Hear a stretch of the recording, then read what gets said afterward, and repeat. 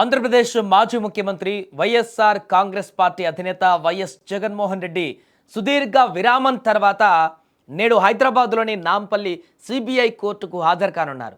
అక్రమాస్తుల కేసుకు సంబంధించినటువంటి విచారణలో భాగంగా ఆయన చాలా సంవత్సరాల తర్వాత వ్యక్తిగతంగా కోర్టు మెట్లెక్కడం ఇప్పుడు తెలుగు రాష్ట్రాలలో రాజకీయ ప్రాధాన్యత సంతరించుకుంది.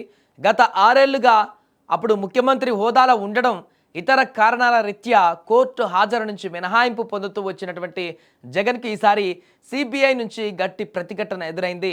ప్రస్తుతం ఈ కేసుల్లోని డిశ్చార్జ్ పిటిషన్లపైన రోజువారీ విచారణ జరుగుతున్నందున నిందితులు భౌతికంగా హాజరు కావాల్సిందేనని సిబిఐ వాదించడంతో న్యాయస్థానం ఆయన మినహాయింపు పిటిషన్ను తిరస్కరించి హాజరు కావాలని ఆదేశించింది.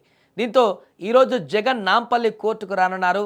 చివరిసారిగా వైఎస్ జగన్ 2020 జనవరి 10న నాంపల్లి సిబిఐ కోర్టుకు హాజరయ్యారు. అంటే దాదాపు 5 నుంచి 6 ఏళ్ల వరకు కూడా సమయం ఉంది. మళ్ళీ ఆ తర్వాత ఇప్పుడు కోర్టుకు హాజరవుతున్నారు.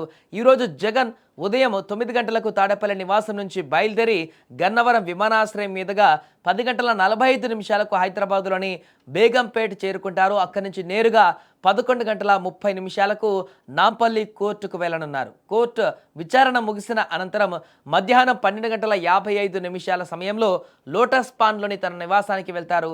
అక్కడ స్వల్ప విరామం తర్వాత తిరిగి బేగంపేట విమానాశ్రయానికి చేరుకొని సాయంత్రం 3 గంటల 40 నిమిషాల కల్లా బెంగళూరులోని తన నివాసానికి చేరుకోనున్నారు. ఈ నేపథ్యంలో నాంపల్లి కోర్టు పరిసర ప్రాంతాలలో కూడా పోలీసులు బందోబస్తును కూడా ఏర్పాటు చేశారు.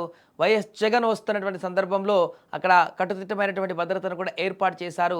5-6 సంవత్సరాల తర్వాత మరలా నేరుగా వైఎస్ జగన్ అక్రమాస్తుల కేసుకు సంబంధించి కోర్టులో హాజరు కానుండడం, గతంలో అప్పుడు రెగ్యులర్గా కోర్టుకు హాజరయ్యేటువంటి పరిణామాన్ని మనం చూసాం.